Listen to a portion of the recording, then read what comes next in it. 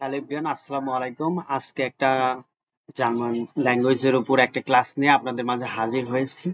আজকে ক্লাসের টপিকটা হচ্ছে লেটার্স অ্যান্ড আলফাবেট। আর এই ক্লাস হচ্ছে ধারাবাহিকভাবে আসবে A1 এর উপর ভিত্তি করে। এটা সম্পূর্ণ ফ্রি ক্লাস। আর আজকে যে ক্লাসটা নিচ্ছি সেটা হচ্ছে আজকের প্রথম ক্লাস। আর রেফারেন্স বুক হচ্ছে বার্লিন টু বাংলা। আপনারা এই বইটা কিনতে পারেন আমার কাছ থেকে খুবই সহজেই। গ্রামার টপিক গুলো জানার জন্য শুধুমাত্র A1 এর যে গ্রামার গুলো আছে এবং বাকি যে একটু ধারাবাহিকভাবে সেই গ্রামার গুলো এখানে আছে। আর আজকের যে সম্পূর্ণ লেকচার স্লাইডটা আছে, এইটা যে পড়াবো আপনাদের, এই স্লাইডটা যদি আপনারা পেতে চান তাহলে এখানে আমার হোয়াটসঅ্যাপ নাম্বার দেওয়া আছে। তাহলে আপনারা এই হোয়াটসঅ্যাপ নাম্বারে যদি কন্ট্যাক্ট করেন তাহলে আপনাদের ইনবক্সে আমি এটা পাঠিয়ে দিব। সো আজকে প্রথম ক্লাসে চলে যাই। আমরা যে ইংরেজি যে ল্যাঙ্গুয়েজ আছে, ইংরেজি ভাষাটা আমরা জানি, সেই ভাষায় 26টি ল্যাটিন অক্ষর আছে। এই বর্ণগুলো আছে ঠিক জার্মান ভাষায় সেম। 26টি ল্যাটিন বর্ণ আছে, অতিরিক্ত 4টা বর্ণ আছে। এই অতিরিক্ত 4টা বর্ণ মিলে মোট 30টি বর্ণ রয়েছে জার্মান ভাষায়। যেমন এই বর্ণগুলো এখানে দেওয়া আছে, এই যে এ। আমরা এটা ইংরেজিতে আমরা উচ্চারণ করি এ এর মতো, কিন্তু এটা জার্মানিতে উচ্চারণ করব আ এর মতো। কিন্তু এই উপরে যে দুইটা উপরে যে ক্লোনের মতো দেখতে পাচ্ছেন, এইটাকে বলা হয় উমলাউট। তাহলে এই বর্ণের নিজস্ব একটা উচ্চারণ হবে, তারপরে যে অতিরিক্ত ভাবে আমরা কি বলবো, উমলাউট বলবো। যেমন এটা উচ্চারণ হচ্ছে আ, এটা কি উমলাউট। তাহলে এটা কি হলো, আ উমলাউট। কেমন? আর এখানে ধারাবাহিকভাবে দেওয়া আছে হচ্ছে বর্ণ দেওয়া আছে, এগুলো হচ্ছে এই বর্ণ, লেটার।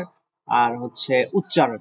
আপনারা অনেকে ইংরেজিতে যদি বুঝতে না পারে যে ইংরেজি এর উচ্চারণটা কেমন হবে, যেমন ইংরেজিতে আমরা এইচ আ উচ্চারণ করি, ঠিক তেমনি ভাবেই এটা হচ্ছে আপনারা জার্মানিতে আ উচ্চারণ করবে। কেমন? আর হচ্ছে এগুলো হচ্ছে বর্ণের নাম, এই সিরিয়ালে যেগুলো আপনারা দেখতে পাচ্ছেন। আর এগুলো হচ্ছে বর্ণের উচ্চারণ। আর কিছু উদাহরণ অ্যাড করা হয়েছে যাতে আপনারা সহজেই বুঝতে পারেন। সো এটা হচ্ছে আ। একটা উদাহরণ দেওয়া আছে, সেটা হচ্ছে আবেন্ট। আবেন্ট। কেমন?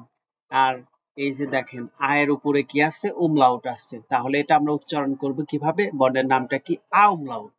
এই বর্ণের নাম হচ্ছে আ উমলাউট, কিন্তু আমরা যখন উচ্চারণ করব তখন আমরা কি বলবো? এয়া। এয়া হিসাবে উচ্চারণ করব। যেমন এখানে একটা এক্সাম্পল যদি আপনারা লক্ষ্য করি তাহলে দেখব কি, এয়ারগার। এই বর্ণের নাম আ উমলাউট, উচ্চারণের ক্ষেত্রে আমরা কি বলবো? এয়া বলবো। এটা হচ্ছে বে, বর্ণের নাম হচ্ছে বে। আমরা উচ্চারণ করব ব অথবা প এর মতো উচ্চারণ করব। যেমন বুক, বার্ডেন, আপ। এখন কথা হচ্ছে ব অথবা প, কখন আমরা ব এর মতো উচ্চারণ করব এবং কখন আমরা প এর মতো উচ্চারণ করব। যেমন দেখেন এখানে বার্ডেন লেখা আছে, হ্যাঁ, BARDEN, বার্ডেন। এই বটা শব্দের শুরুতে আছে, যার কারণে এটা ব এর মতো উচ্চারিত হয়েছে, বার্ডেন। আর এই ক্ষেত্রে এই বটা কি আছে, শব্দের শেষে আছে। তাহলে এটা কি কিসের মতো উচ্চারিত হয়েছে? প এর মতো উচ্চারিত হয়েছে, আপ। এরকম ভাবে ব এর মতো আরো কিছু বর্ণ আছে যেগুলো এরকম উচ্চারণের কিছু ধারাবাহিক নিয়ম আছে, যেগুলো সম্পর্কে আমি এই একটাই আপনাদের বুঝিয়ে দিলাম। বাকিগুলো সম্পর্কে নেক্সট ক্লাসে আমি আলোচনা করব। আর এটা হচ্ছে সে, এটা হচ্ছে ডে।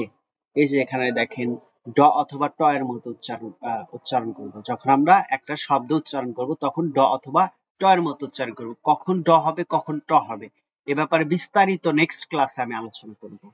তাহলে ই, এ, এফ, গে। আর এইচ এর উচ্চারণ কি হচ্ছে? হা। ই, জে এর উচ্চারণ ইয়র, কে এর উচ্চারণ কা। আর এল এর উচ্চারণ এল, এম, এন, ও। আর ও এর উপরে কি আছে? উমলাউট আছে। তাহলে আমরা এটা কি বলবো? ও উমলাউট।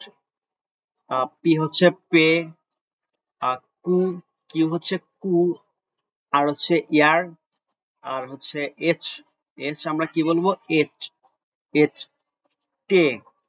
ইউতে হচ্ছে উ। তাহলে উ এর উপরে কি আছে? উমলাউট যদি থাকে তাহলে আমরা কি বলবো?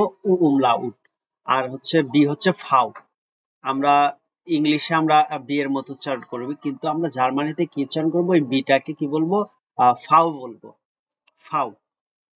আর ডাব্লিউ এর উচ্চারণ কি হবে? ডাব্লিউ এর উচ্চারণ ভি হবে, আর ভি এর উচ্চারণ হবে ফা এর মতো। এটা কিন্তু কেউ যাতে গুলিয়ে না ফেলেন, আপনারা এটা একটু দেখবেন যে বি এর উচ্চারণটা কি হচ্ছে, এফ এর মতো উচ্চারণ হচ্ছে, ফাও। আর ডাব্লিউ এর উচ্চারণ হচ্ছে বি এর মতো, ভে। আর এক্স হচ্ছে ইয়ক্স, এরকম একটা উচ্চারণ হবে। আর অয়, ইপসিলন, অয়কে আমরা কিভাবে উচ্চারণ করব, ইপসিলন হিসাবে উচ্চারণ করব। আর জেড হচ্ছে সেট।